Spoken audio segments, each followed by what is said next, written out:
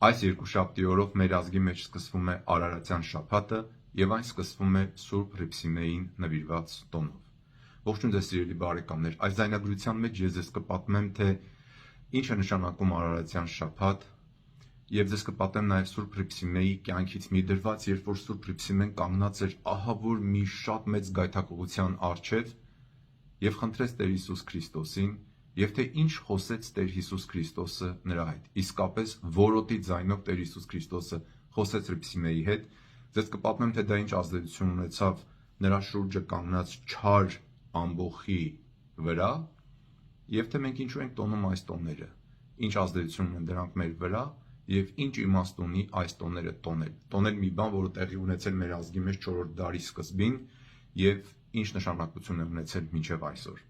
Բայց խնդրում եմ ձեզ, այս պատմությունը, որ դուք հիմա կլսեք, եթե ձեզ հետաքրքրի, դուք էլ կիսեք ձեր երեխեքի հետ, դուք էլ կիսեք ձեր էջերին, ուղարկեք ձեր ընկերներին, նստացրեք ձեր երեխաներին, որ լսեն այս պատմությունները, որոնք գրված են, ասենք, Ագաթան Գեղոսի կողմից, հայոց մյուս պատմիչների կողմից,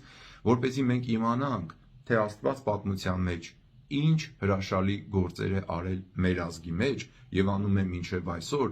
որովհետեւ այս պատմությունները եւ Աստուծո գործերը մեզ ճանապարհ են ցույց տալիս։ Միակ փրկության ճանապարհն են մեզ ցույց տալիս, որպեսզի մենք չշեղվենք այդ ճանապարհից ուրիշ հաճույքներով եւ զեղությամբ։ Ուրեմն, ինչպես ասեցի, այս շաբաթ, այս երկուշաբթի օրով մեր ազգի մեջ, մեր եկեղեցում սկսվում է մի շաբաթ, որ կոչվում է Արարատյան շաբաթ։ Ինչու է դա կոչվում Արարատյան շաբաթ? Որովհետեւ այս շաբաթվա գրեթե բոլոր օրերին տոնվում են եկեղեցական տոներ, որոնք տեղի են ունեցել կամ կապված են եղել Արարատյան դաշտում կատարված իրադարձությունների հետ 4-րդ դարի սկզբին։ Օրինակ, այսօր երկուշաբթի օրը սկսվում է, տոնվում է Սուրբ Հռիփսիմեի տոնը։ Վաղը երեքշաբթի տոնվում է Սուրբ Գայանեի տոնը։ Չորեքշաբթի օրը Պահք է, ապա հինգշաբթի օրը տոնվում է Սուրբ Հովանես Մկրտչի եւ Աթագենյա եպիսկոպոսի տոնը, թե ինչու եւ ինչ կապ ունի դա Արարատյան շաբաթի հետ, միգուցե հինգշաբթի օրվա ձայնագրության մեջ ես ձեզ կպատմեմ։ Ուրբաթ օրը նորից Պահք է, շաբաթ օրը Ելնի վիրապ է, իսկ Կիրակի օրը Սուրբ Էջմիածնի տոնն է։ Ուրեմն դա այդ պատճառով էլ այս շաբաթը կոչվում է Արարատյան շաբաթ, եւ Արարատյան շաբաթը սկսվում է Սուրբ Հռիփսիմեի տոնով, որը տոնվում է այսօր հայրաքելական եկեղեցիներում։ Հիմա ես ուզում եմ պատմել Սուրբ Հռիփսիմեի մասին, դուք երևի գիտեք Սուրբ Գայանյաց եւ Հռիփսիմյաց կույսերի մասին, որոնք որ հալածվելով Հռոմում Դիոկլետիանոս կայսեր կողմից որոշեցին տեղափոխվել, փախան եկան Հայաստան։ Եկան Հայաստան եւ իրենք տեղավորվեցին հնձանների մեջ, այն ժամանակ Վաղարշապատ քաղաքի հյուսիսային մասում գտնվող հնձանների մեջ, որտեղ որ իրենց ապրելավայրներ, որոնք մենք կոչում ենք վանք, եւ այնտեղ ապրում էին։ Եվ Դիոկլետիանոս կայսրը Հռոմի հրովարտակ ուղարկեց եւ նամակ ուղարկեց հայոց թագավորին, բա գիտես, ստեղից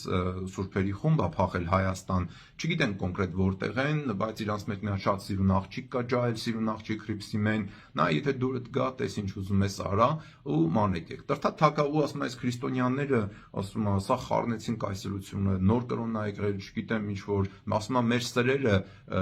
քորացան սրանց սպանելով, բայց սրանք ավելի շատանում են եւ այլն բան, այս մասին կարող եք կարդալ Ագաթա Գեղոսի հայոց դարձի պատմության այս շատ օգտակար գրքում, որ կարծում եմ, որ ամեն հայ մարդ պիտի կարդա, եւ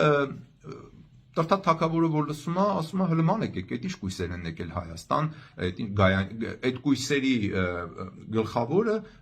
Սուրբ Գայանեն էր, իսկ Հռիփսիմեն երիտասարդ աղջիկ էր Սուրբ Գայանեի միաբանության մեջ։ Ուրեմն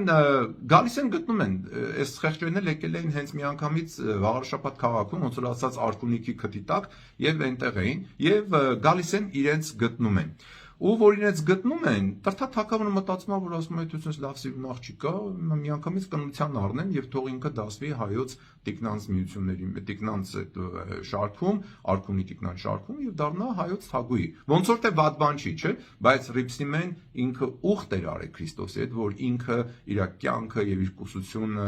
նվիրել է Քրիստոսին, այսինքն Քրիստոսին հետևելու, այլ ոչ թե այս կյանքի հաճույքներին ու աշխարհիկ կյանքի վայելքներին։ Ուրեմն գալիս են ժողովուրդը շրջապատում են, գտնում են այս սուրբերին եւ ասում են երկրորդ են շրջապատած մնում են, մինչեւ նամակ են ուղարկում Արքունիք, բա եկեք գտել ենք այս երիտասարդ կույսերին, սրանց մեջ իսկականից մեկը կա շատ սիրուն Հռիփսիմե անունով,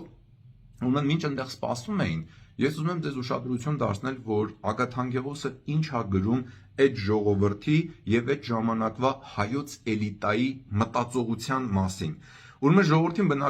Ագաթագեղոսը, երբ որ դուք կարդաք հայոց դարձի պատմությունը, ինքը ականատեսն է եղել, ինքը ժամանակակիցն է եղել այդ ամեն ինչին, այնտեղ այս բաներ ա գրում, որ մենակ ժամանակակիցը կգրի, ու ինքը ասում է, որ ես ականատեսն եմ, հայոց թագավորն ինձ ասեց, որ այս պատմությունները գրեմ եւ այլն, ու ինքը գրի առել հայոց դարձի պատմությունը։ Ասում եմ ձեզ, այս գիրքը անպայման կարդացեք, ամեն հայ մարդ պետք է հայոց դարձի պատմությունը կարդա։ Ինչևէ, ուրեմն տեսեք ինչ է ասում, բայց ինչպես ասացի, այս զայնագրության հիմնական նպատակն է, թե այս պատմության մեջ Քրիստոսը ոնց է խոսում Հռիփսիմեի հետ եւ ինչ է ասում։ Կարծում եմ, որ ձեզ էլ պետք է հետաքրքրի, չէ՞։ Բայց տեսեք, ուրեմն որ ժողովուրդը հավաքված էին,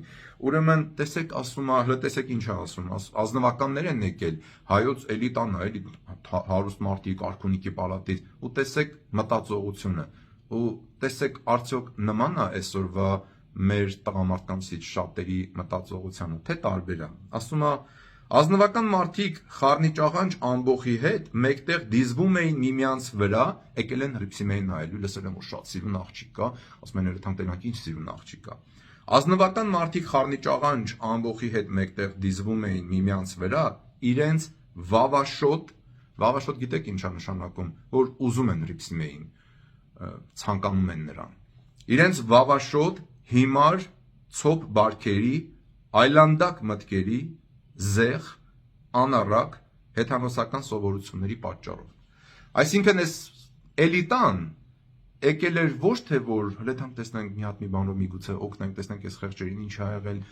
միգուցե բարեխոսենք, բան, չէ, եկել են ցանկանալու, տանենք, ուտենք, խմենք, եկեք մեր հետ ուտենք, խմենք, ասում է, չէ, զեղ, անառակ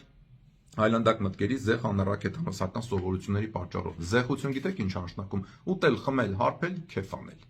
Ուրեմն հայոց այդ ժամանակվա ազնվականները սենց մտքով էին եկել եւ նաեւ 75-րդ էջում Ագաթանգեղոսը այս գրքի մեջ ասում է չարերի այս ամբոխը Սուրբ Հռիփսիմեն երբ տեսավ չարերի այս ամբողը, այսինքն այդ ժողովուրդը, որ հավաքվել էին, շատ չար էին իրանց մտածողությամբ, որ հələ տեսնենք ինչ անելու, բան եւ այլն, բան։ Ու տեսեք, Հռիփսիմեն աղոթում է Տեր Հիսուս Քրիստոսին, ինքը ստեղ կանգնած է իր կյանքի երևի ամենամեծ գայթակղության առջև։ Եկել են իրան ուզում են տանեն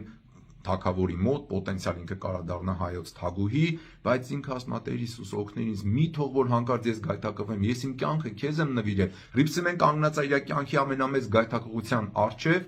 ու մեկ էլ երկնքից խնդրում է Քրիստոսին, որ իրեն օգնի, զգոն մնա, հավատի մեջ հաստատուն մնա, ու մեկ էլ երկնքից մի որոտ է գալիս, նա հազարավոր չար մարդիկ են կանգնած, այդ վավաշոտ, զեղ, այլանդակ մտքերով ազնվականներն են կանգնած, ու երկնքից մի հատ որոտ է գալիս։ Ես հիմա ուզում եմ ձեզ պատմել, թե Ագաթագեղոսը ինչ ա գրում, թե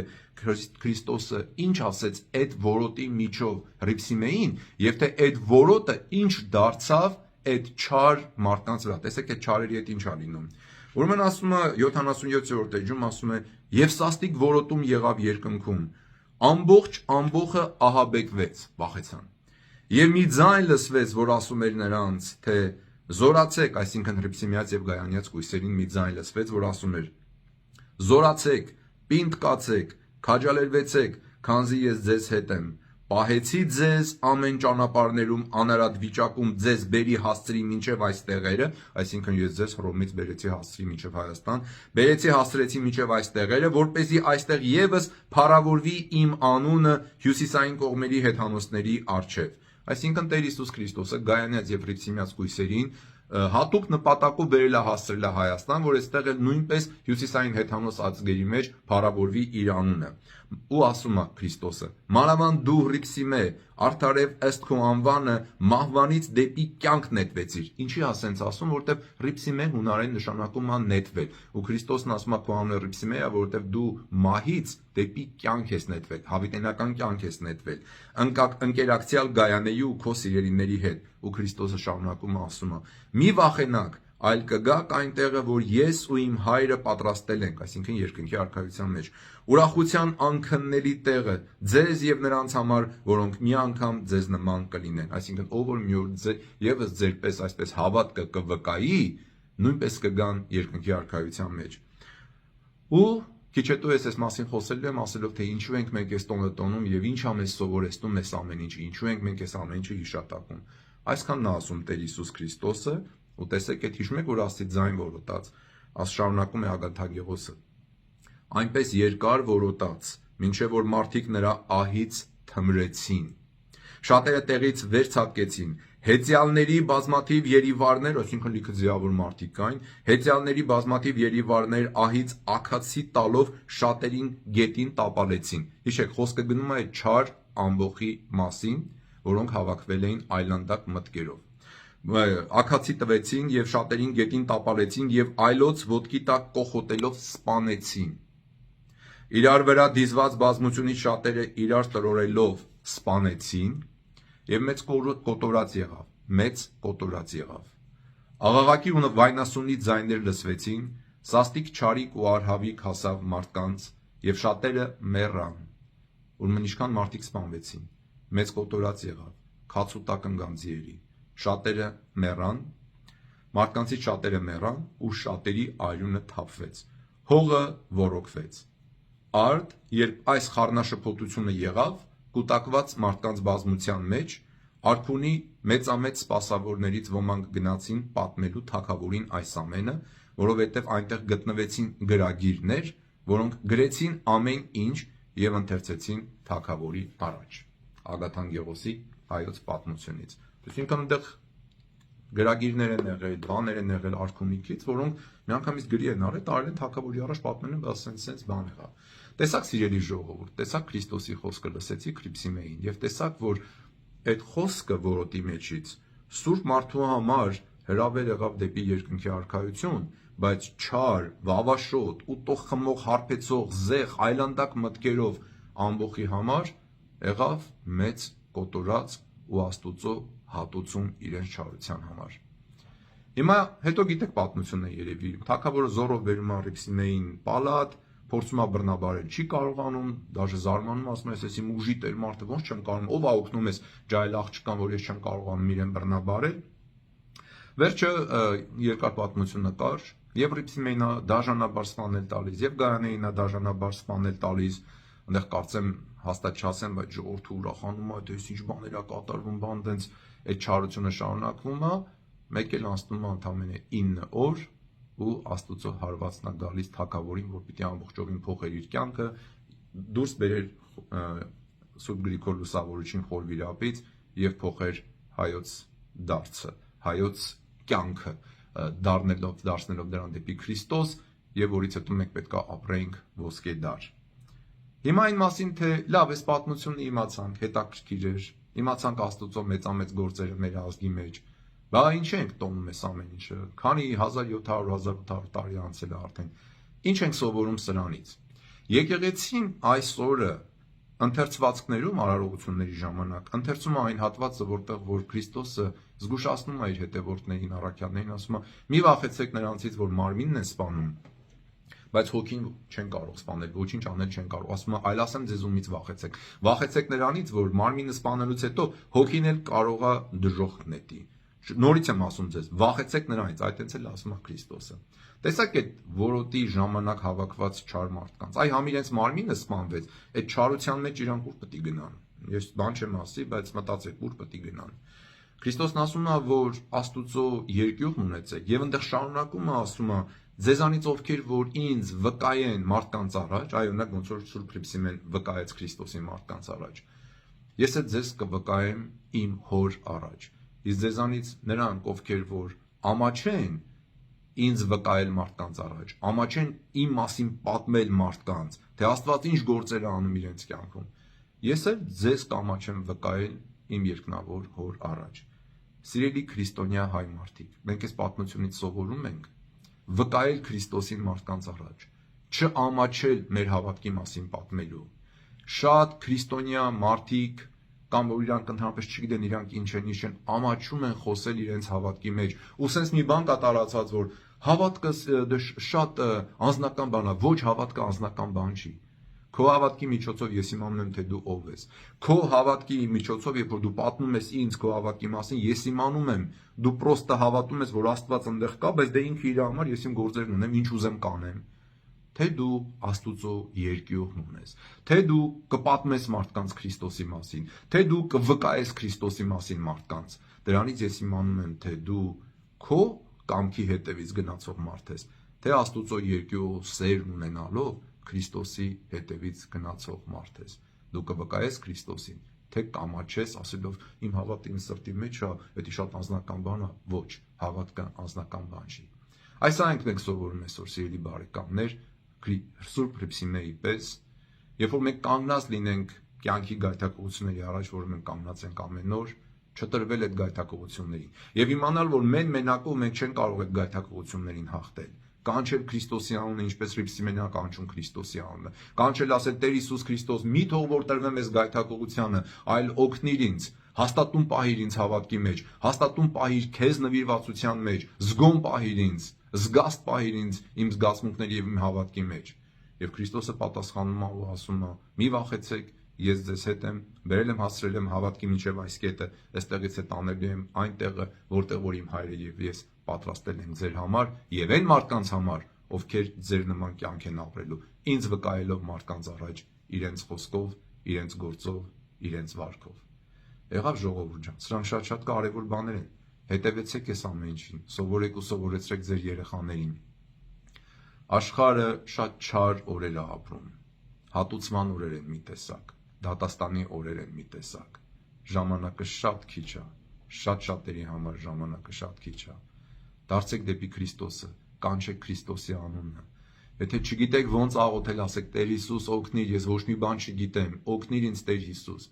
Կանչեք Տեր Հիսուսի անունը, որտեղ դարձը ու ապաշխարությունը լինում է միայն աղոթքով, սկսվում է աղոթքով, շարունակվում է մեղքերի խոստովանությամբ, ապա ամեն կիրակի եկեղեցի գնալով, մարդկանց ներելով, մարդկանցից ներողություն խնդրելով եւ Աստուծո հետ մշտական խոսակցության մեջ լինելով եւ Քրիստոսի հետևելով, նրա պատվիրանները պահելով, իսկ դու ոնց պահես նրա պատվիրանները, եթե չգիտես, ուրեմն Աստվածաշունչը կարդալով։ Դրեք, սկսեք ամեն օր Աստվածաշունչը կարդալ, վերցրեք ձեր ձեռքը եւ կարդացեք Աստվածաշունչը, որպեսզի ապրեք Աստվածահաճո կյանք, որովհետեւ տեսեք, բարձրացրեք ձեր աչքերը ու տեսեք ինչ է կատարվում աշխարհում։ Լավ սիրելի բարեկամներ, հուսով եմ այս ձայնագրությունը ձեր համար օգտակար եղավ, եթե այո, դուք էլ կիսեք ձեր էջերին, դրեք ձեր երեխաները թող լսեն, ձեր երիտասարդներին ասեք երեխեք նստեք մի հատ լսեք այս ամեն ինչը, որ իրանք էլ մտածեն։ Էլ չգիտեմ ինչ ասեմ։ Ողջ եղեք, Աստված օգնական ու պահապան մեզ բոլորիս, մեր ազգին, մեր եկեղեցուն եւ մեր Տեր Հիսուս Քրիստոսին, Հոր եւ Սուրբ Հոգու հետ միասին, փառք, իշխանություն եւ պատիվ, այժմ եւ միշտ եւ հավիտյանս հավիտենից։ Ամեն։